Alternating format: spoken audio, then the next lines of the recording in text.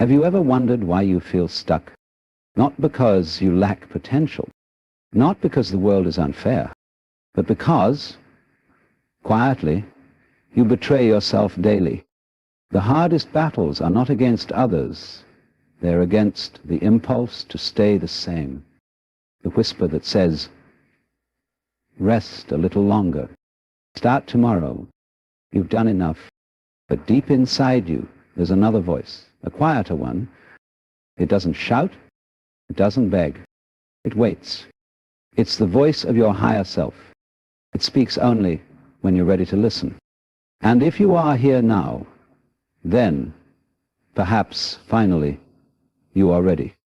Let's not speak of discipline as chains and rules. Let's speak of it as liberation. You are not lazy. You are not broken. You are simply unaware of your own nature. That's where the real misunderstanding begins. Most people approach discipline like a war. They gear up with schedules, alarms, reminders, rules, and motivational speeches. But then, slowly, quietly, they begin to fail. Not because they don't have the tools, but because they're fighting the wrong battle. The truth is, self-discipline doesn't start with force. It starts with understanding. You cannot discipline what you don't understand. Think of yourself like a river, constantly flowing through different emotional and mental landscapes. Some days the current is fast and vibrant. Other days it's slow, muddy, perhaps even still. And yet, we try to apply the same rigid expectations to every single day as if we are machines. You are not a machine. You are a breathing, evolving rhythm. You are moved by moods, inspired by light, drained by silence, fueled by connection. And unless you study this deeply and compassionately, your attempts to discipline yourself will always collapse under the weight of misunderstanding. Observe your tendencies without judgment. What time of day are you most alert? When does your energy crash? What environments make you thrive and which ones smother your spirit? What kind of tasks feel effortless to begin and which ones require emotional resistance? This is not indulgence. This is data. This is self-study. We've been conditioned to believe that success comes from waking up at 5 a.m. and crushing through goals no matter what. But what if your mind is more alive at midnight? What if your body needs more rest because your nervous system has been in survival mode for years? Self-discipline is not about adopting someone else's template. It's about designing a life in harmony with your own current. Once you begin to observe your natural patterns, the practice of discipline becomes less about domination and more about redirection. You start to see that it's not about silencing the noise. It's about knowing what the noise is saying.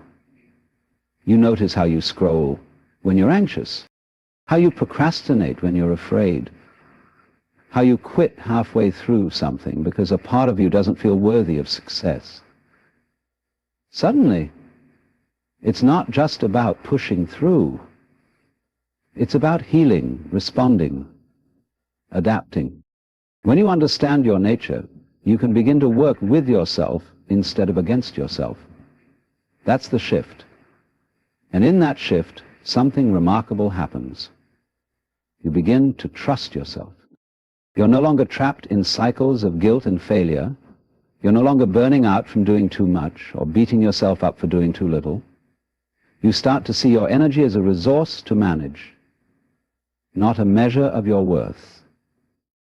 And this is where the discipline becomes sustainable. You're no longer forcing yourself to wake up early.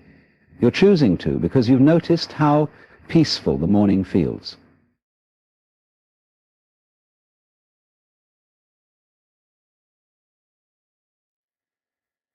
You've explored what those cravings are trying to fill, you're no longer bouncing between extremes. You're grounded in awareness.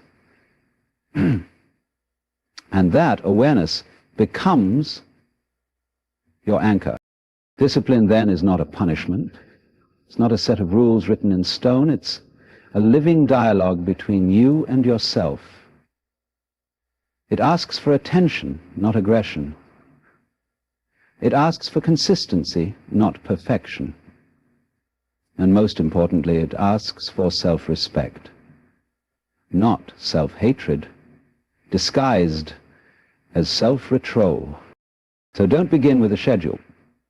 Don't begin with a to-do list. Begin with stillness. Sit with yourself and simply watch. Watch how your thoughts move.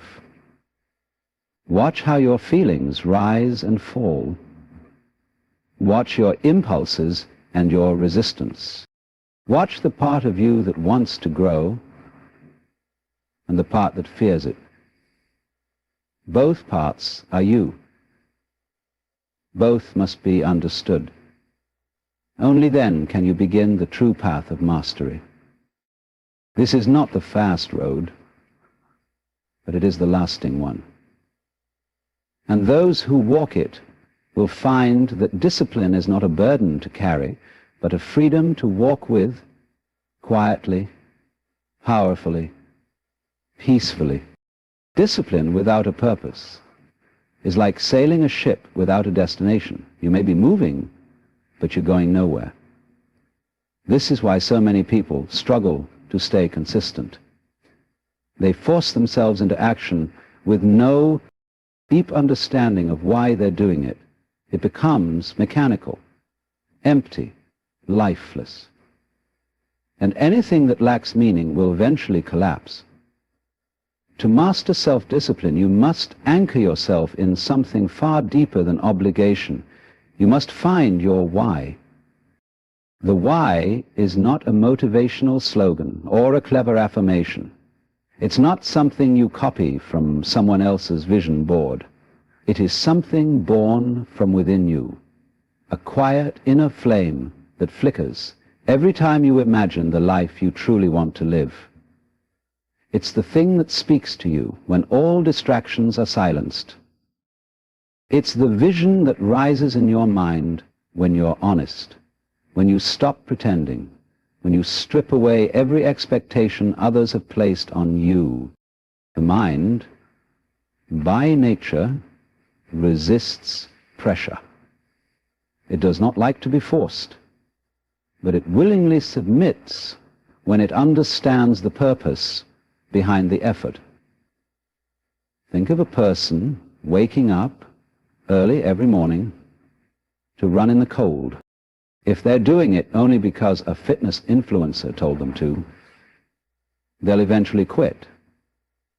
But if they're doing it because they've seen a future version of themselves, strong, healthy, free, then the cold no longer matters.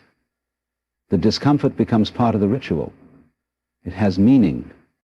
Discipline flows from clarity, and clarity begins when you ask the right questions. What kind of life do I truly want? What am I building, and why does it matter to me? What am I willing to suffer for?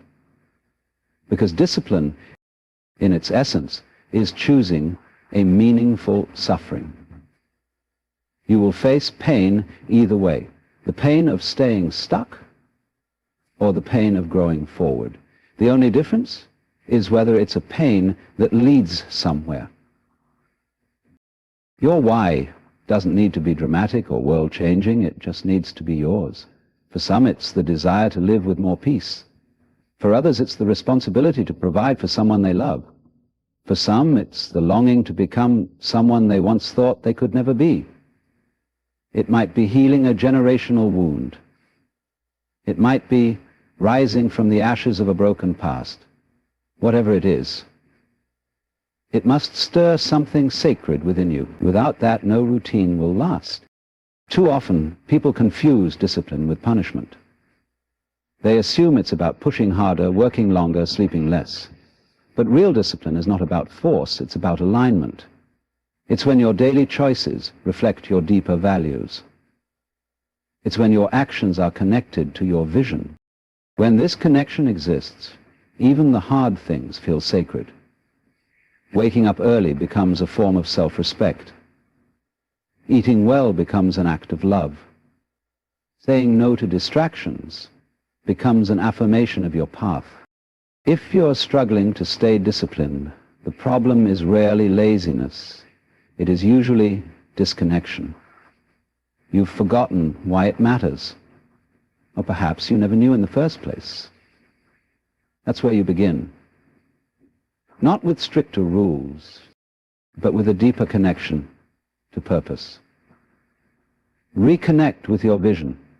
Reconnect with what your soul truly wants, beneath all the noise and confusion. From that space, your discipline will begin to feel natural, even effortless. You don't need more pressure, you need more meaning. When you wake up in the morning, ask yourself not what do I have to do, but what am I creating? Let that guide your choices. Let that remind you, especially when it's hard, that this is not a prison, it's a path. You are not being forced into discipline, you are choosing it, because your life is worth building with intention. And when your why is strong enough, you stop looking for shortcuts. You stop chasing comfort. You become willing to do the work, not because someone told you to, but because you're becoming someone you respect. Someone you've always known you could be. Begin there, not with the discipline itself, but with the reason behind it. Then, when the days get difficult, and they will, you'll know exactly why you started, and more importantly, you'll know why you must keep going. There's a difference between a routine and a ritual. One is done out of pressure, the other out of purpose. One drains you, the other nourishes you.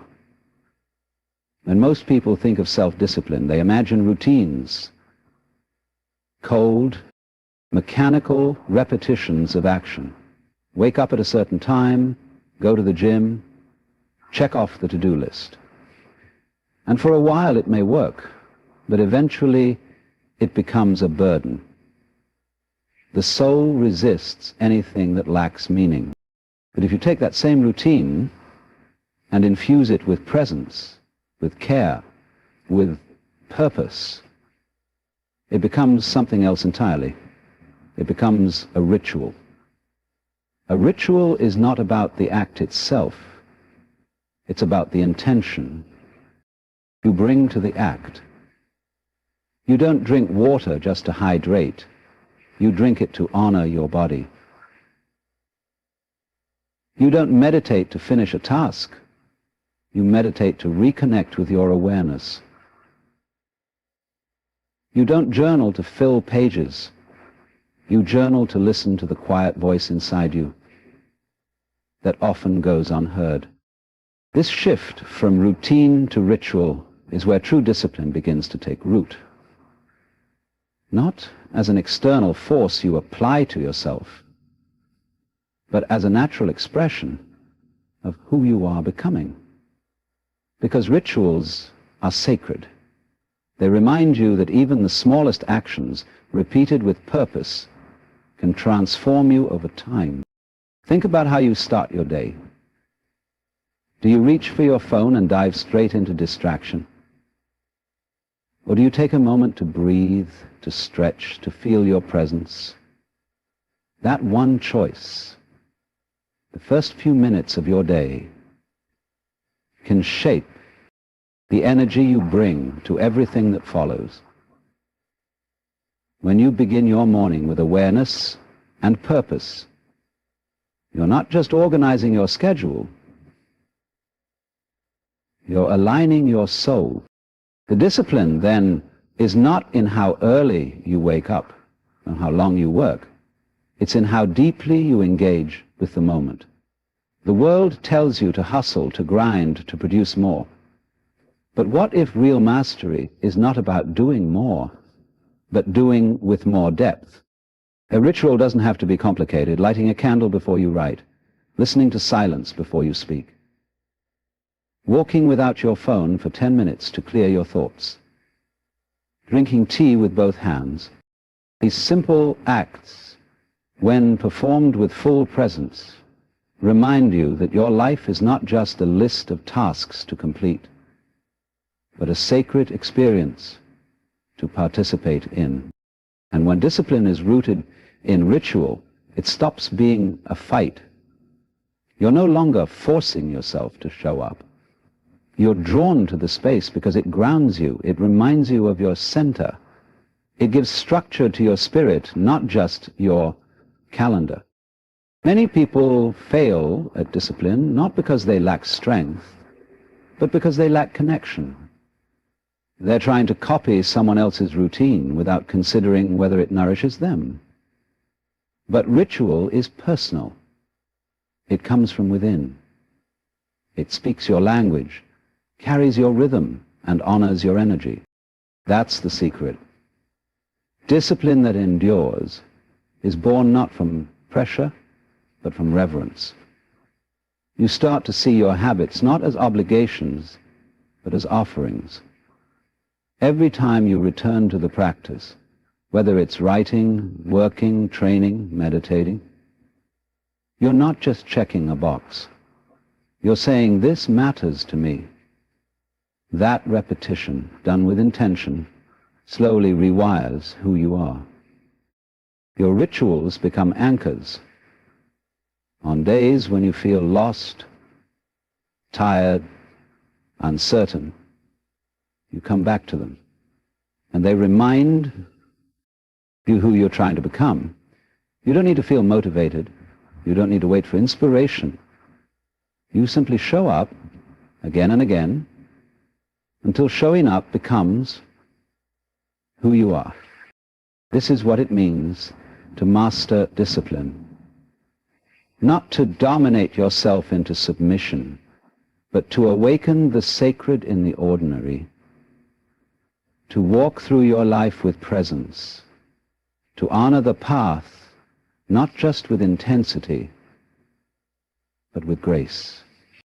And in doing so, you realize that the path to greatness is not a straight line. It's a slow, rhythmic return to what truly matters, day after day, breath after breath, step after step, until one day, without forcing, you become the very person you once dreamed of being, simply because you made your daily actions sacred. Most people flee discomfort like it's a curse. But what if the discomfort you keep running from is the very path to your transformation? What if pain, resistance, boredom, and struggle aren't barriers, but invitations? This is the paradox of self-discipline. To grow, you must stop escaping the very discomfort that was designed to shape you. Every time you avoid discomfort, you strengthen the habit of retreat. You teach your mind that resistance is a stop sign instead of a signal. But discomfort is not your enemy. It is a mirror. It shows you the parts of yourself that are still ruled by fear, still changed by habit, still resisting change. And until you sit with that discomfort, without trying to numb it or distract yourself from it, you will never truly evolve. Discipline begins the moment you choose to stay right there, in the tension, in the craving, in the fear, in the boredom, not as a victim, not as a prisoner, but as a witness. You breathe through the storm. You feel the impulse to quit, to scroll, to escape, but you stay. And something profound happens. the discomfort begins to lose its power over you, not because it vanishes, but because you stop fearing it. Your mind, your body, your nervous system, they are wired for comfort. They seek safety. That's natural. But growth exists just beyond that safety. It lives in the stretch, the reach, the unfamiliar. If you want to become more, you must be willing to endure the sensation of becoming. And becoming always feels like discomfort before it feels like progress. Think about this.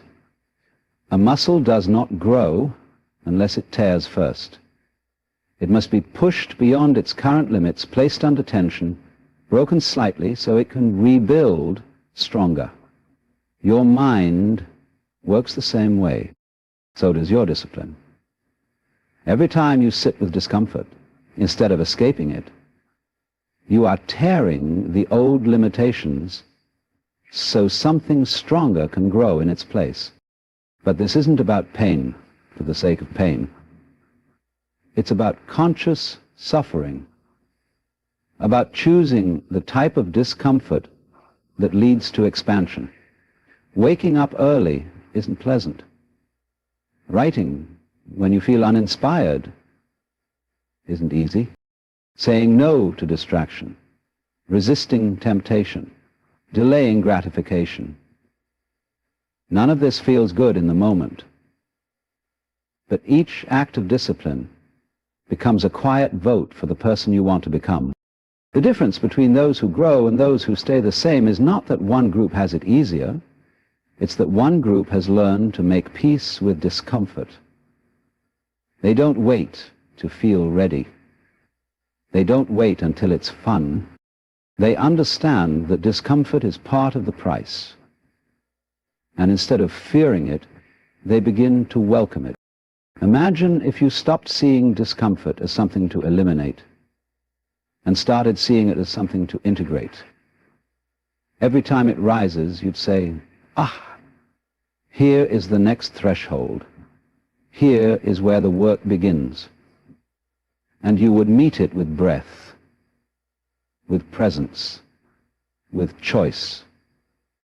This is a spiritual practice, staying awake in the fire, remaining centered in the chaos, being calm even when the mind screams for comfort. You don't need to fight discomfort. You only need to witness it fully, without fleeing.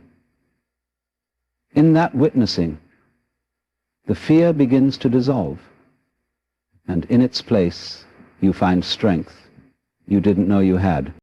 Self-discipline, then, is less about forcing yourself to perform and more about expanding your capacity to be uncomfortable. The more you can tolerate discomfort without breaking, the more power you hold. This is what separates those who dabble from those who transform. The path is not found in ease. It is carved in the fire of your resistance.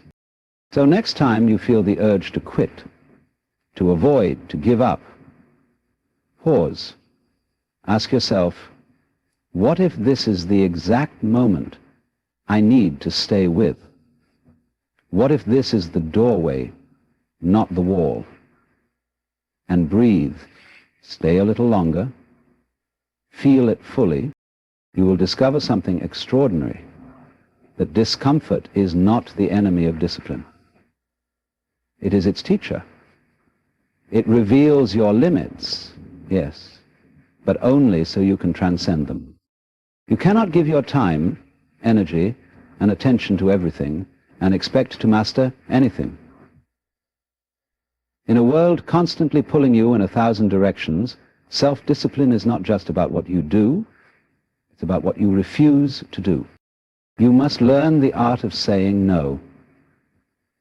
Not out of anger, not from bitterness, but from a deep reverence for your focus, your growth, and your peace.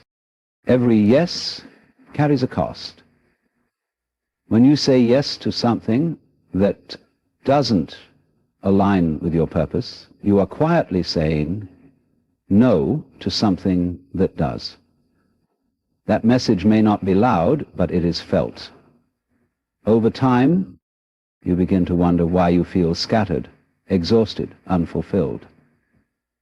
And it often traces back to all the small, unconscious agreements you made, giving away pieces of yourself to things that don't really matter. Self-discipline sharpens when you begin protecting your time like it is sacred, because it is. Every moment you spend is a moment of your life that will never return. When you truly understand this, your choices become more intentional. You no longer chase every opportunity, respond to every message, or engage in every meaningless distraction. You begin to filter life through a deeper question. Does this serve who I'm becoming? And if the answer is no, then let it go. Gracefully, silently, unapologetically. You see, the path to mastery is not wide. It's narrow, steep, and demanding. There is no room for excess. You cannot carry everyone and everything with you. That's not cruelty. That's clarity. We can't afford or habit. Learning to say no is not selfish. It's self-respect. It's knowing that your focus is fragile and your energy is finite. It's understanding that not every invitation is an opportunity, and not every opportunity is aligned with your soul. When you start filtering your life with discernment, you gain something invaluable: direction. People often confuse discipline with effort, but in truth, it's more often about elimination, cutting out what's unnecessary, letting go of what's heavy, refusing what's distracting, not because you're avoiding life, but because you're choosing a deeper life, one that requires your full presence. And make no mistake, this will upset some people. They may not understand your silence, your boundaries, your refusal to engage in what no longer serves you. But you must remember, you are not here to please the world. You are here to fulfill your purpose, to become whole. And that journey demands solitude, simplicity, and strength. When you begin to say no to what is noisy, trivial, and draining, you create space for what is meaningful, quiet, and true. That space is where self-discipline takes root, not in clutter, but in clarity. You will find it easier to stay committed, not because you've become more rigid, but because you've become more clear. Discipline is hard when you're constantly managing unnecessary chaos. It becomes effortless when your environment supports your intentions. And to create that environment, you must curate your life. Clean it. Strip away what pulls you in the wrong direction. Edit your habits. Redesign your days. Protect your mornings. Guard your evenings. Refuse to engage with things that dilute your focus. Saying no is not the end of connection. It is the beginning of deeper alignment. When you say no to the wrong things, you create room to say yes to the right ones. You begin to attract people, opportunities, and experiences, and getting your strength. And so discipline becomes less about willpower and more about wisdom. You stop trying to do everything. You focus on doing what matters most. That is how real transformation begins. Not by forcing yourself to work harder, but by freeing yourself from everything that doesn't deserve your energy. The most powerful version of you will not be the one who says yes to everything. It'll be the one who says no to the noise, so they can say yes to their destiny. The world teaches you to wait for motivation, as if it's some divine spark that falls from the sky and sets your soul on fire. But those who rely on motivation will always be inconsistent. They start strong, but fade fast. They chase excitement, but quit when it vanishes. Motivation is fleeting. It rises with emotion and disappears with the first sign of discomfort. If you want to master self-discipline, you must learn to stop depending on how you feel and start depending on how you move. Discipline is not born from motivation. It is born from rhythm. Consistent action repeated over time, regardless of mood. Rhythm is deeper than emotion. It doesn't ask, do I feel like it today? It simply continues, like a drum beat, like a heartbeat. It becomes the undercurrent of your life, steady and powerful, even when your thoughts waver. Think of a river. It doesn't stop flowing because the weather changes. It doesn't ask for approval before it moves forward. It flows because that is its nature. Rhythm is the same. Once you establish it, once it becomes part of you, it guides you forward, even when you feel tired, distracted, or uninspired. You cannot control how you feel every day, but you can control what you return to. That is the secret. Create a system, a flow, a pattern that becomes so familiar it pulls you in, even when your mind tries to talk you out of it. Morning rituals, evening resets, daily blocks of focused time. These are not just habits. They are anchors. The beauty of rhythm is that it removes the need for decision. When your actions become part of your rhythm, you don't waste energy debating whether or not to do them. You just do. And in that doing, you build trust with yourself. You stop being a person who tries to be disciplined and start being someone who is. Motivation asks for inspiration. Rhythm asks for commitment. Motivation waits for the right mood. Rhythm creates the right mood through movement. Motivation is emotional. Rhythm is structural. And one day you'll realize that the people you admire, those who consistently build, grow, succeed, they are not always motivated. They simply honor their rhythm. They understand that mastery is built in the quiet moments when no one is watching. This is the evolution of discipline. When you stop chasing emotional highs and start honoring your structure. When your days are not built around how you feel, but around what you value. When showing up becomes part of your identity, not just your intention.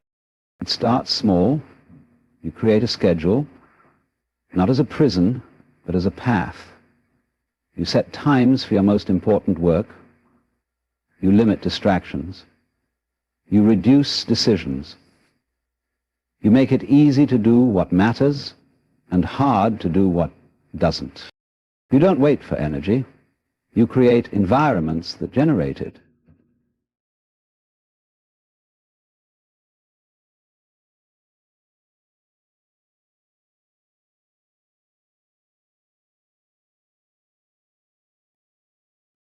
And over time, your rhythm becomes sacred. You begin to move with grace, with flow, with purpose. And something beautiful happens. Your mind catches up.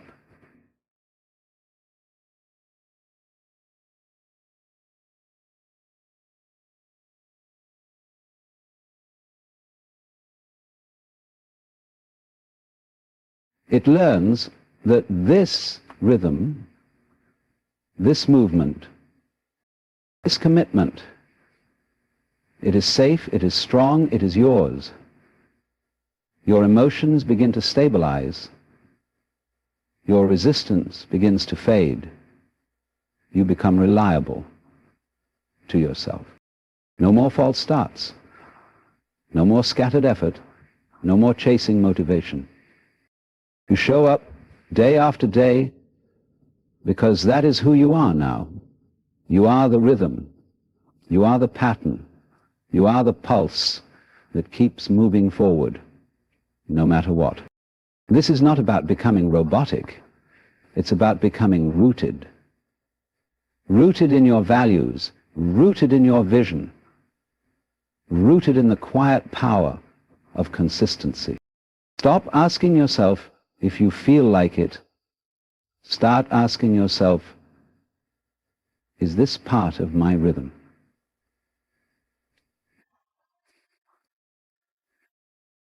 And if the answer is yes, then do it. Gently, fully, without negotiation. That is how self-discipline becomes effortless. Not through force, through flow. Life is filled with choices, and no matter how you live, you cannot escape suffering. That may sound harsh, but it's one of the deepest truths about the human experience.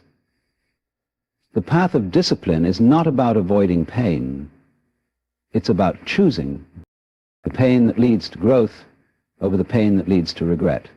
You must choose your suffering. There's the suffering of waking up early when you'd rather sleep. The suffering of turning off your phone when your mind craves distraction. The suffering of sitting down to work when your emotions are pulling you away. These are not punishments. They are sacrifices. Temporary discomforts that serve a greater purpose. They build something. They take you somewhere. And because of that, they're meaningful. Then there's the other kind of suffering. The suffering of stagnation, of lost potential, of looking back months or years from now and realizing you gave in to the same excuses over and over. That pain is quieter, but it's deeper. It shows up as dissatisfaction, as resentment, as self-doubt. It lingers. You don't get to avoid pain. You only get to decide which kind will define you. The pain that breaks you down, or the pain that builds you up. That's what discipline is.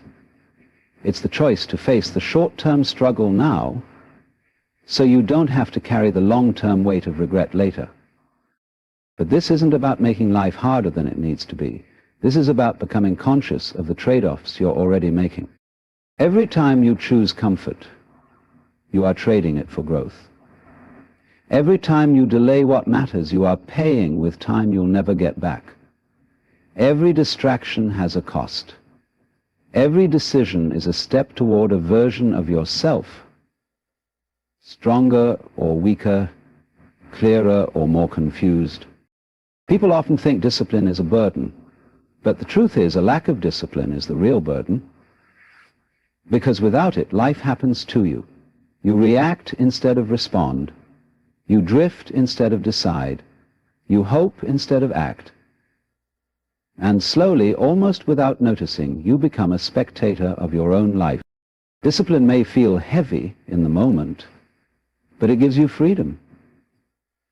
Freedom from chaos, freedom from insecurity, freedom from the mental weight of always trying to catch up. It sharpens you. It strengthens your identity. It becomes a shield against regret, a tool for transformation. You'll find it. It's important to understand that discipline is not about removing all pleasure from your life. It's about learning the timing of pleasure. It's about earning rest, earning ease, earning indulgence, not because suffering is noble, but because delayed gratification teaches you control. And control gives you power, not over the world, but over yourself. That's why the most powerful people are not those who avoid pain, but those who walk into it consciously. They don't run from challenge. They use it. They shape it. They allow it to sculpt their character. And in doing so, they become unshakable. Because they've already been through fire. And they've chosen to walk through it not as victims, but as creators. The next time you face a moment of resistance, pause. Ask yourself, which pain do I want? The pain of doing it now, or the pain of wishing I had later? The pain of pushing through, or the pain of breaking down? This isn't about being harsh. It's about being honest. It's about seeing clearly what's at stake when you keep choosing comfort. Discipline doesn't make you superhuman. It makes you responsible. It puts the steering wheel back in your hands. You stop drifting. You start deciding. You will still feel pain, but now it will be purposeful, and that changes everything. Because when you choose your suffering, you reclaim your power. You become the sculptor, not the sculpture. You turn pain into progress. You stop fearing difficulty, and you begin to trust in the strength that only shows itself when things get hard. This is how you rise, not by avoiding pain, but by choosing the one that leads you forward, over and over again, until your path is no longer shaped by fear, but by freedom. Freedom is one of the most misunderstood ideas in the modern world. People often think freedom means doing whatever you want, whenever you want, without limits, without discipline. But this is not freedom. It's chaos in disguise. Real freedom requires structure. It demands responsibility. True freedom is earned, and discipline is the price you pay for it. Without discipline, you are not free. You are enslaved. Not by another person, but by your impulses. You are at the mercy of every craving, every distraction, every fleeting emotion. You scroll when you should be working. You eat when you're not hungry. You speak when you should be silent. You abandon your goals because you're uncomfortable, not because you've changed your mind. That's not freedom. That's being controlled by the weakest parts of yourself. Discipline may feel like a restriction at first, but it is actually a tool for liberation. It gives you power over your choices. It allows you to delay what feels good in the moment, so you can build something that lasts. Without it, you drift. You react. You live passively.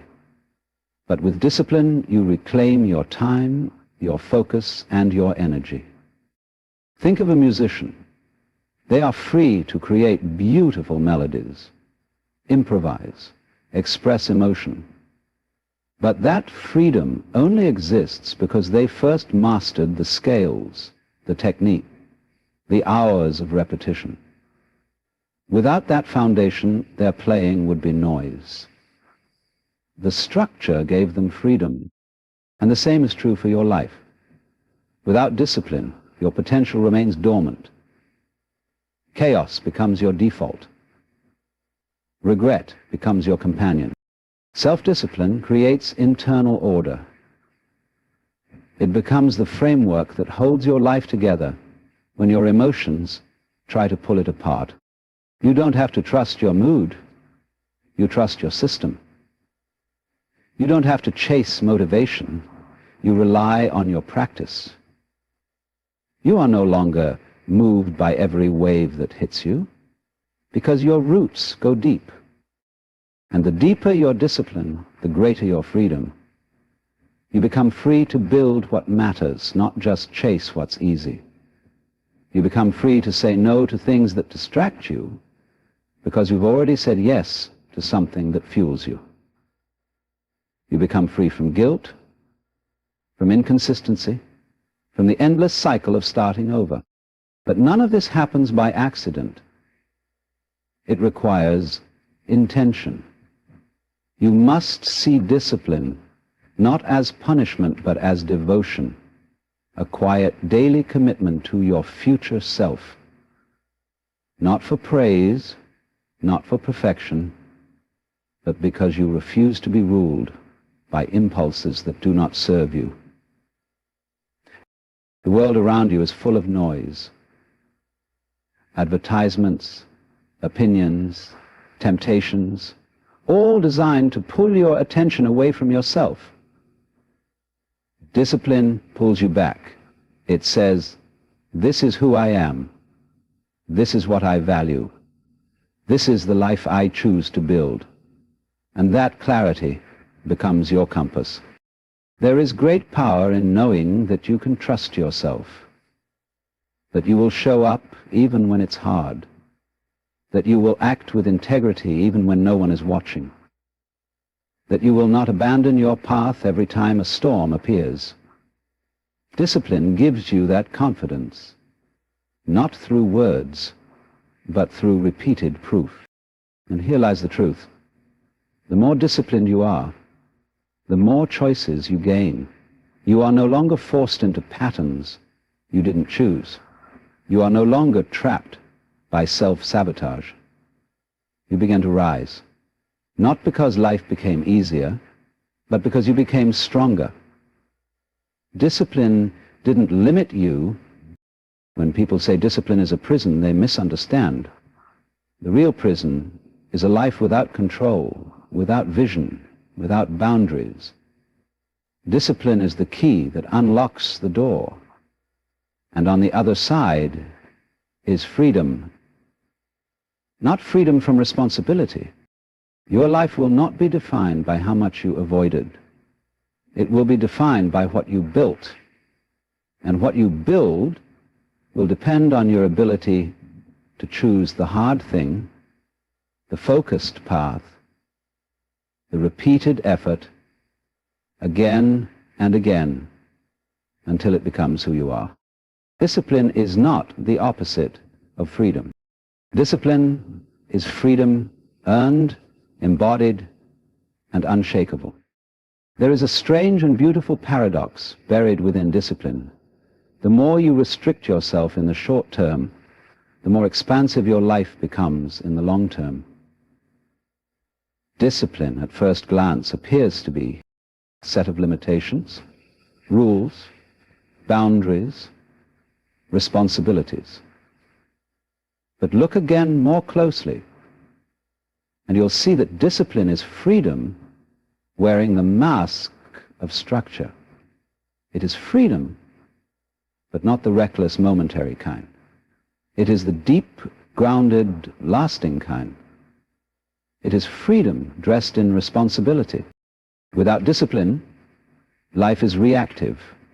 You bounce from one emotion to the next, from one craving to another, pulled in every direction by the chaos of your mind and the noise of the world. You become a puppet to your impulses. You overeat, overspend, oversleep, and underperform, not because you want to, but because you haven't taken back control. You become a prisoner of habit, a slave to distraction. That kind of life may feel free in the moment, but it is quietly suffocating. It limits your potential, your peace, your power. Now compare that to a life shaped by self-discipline. It may seem less exciting at first. It might require early mornings, hard choices, and quiet evenings of focus instead of late nights of indulgence. But over time, it opens you. It creates clarity where there was confusion. It gives you energy where there was exhaustion.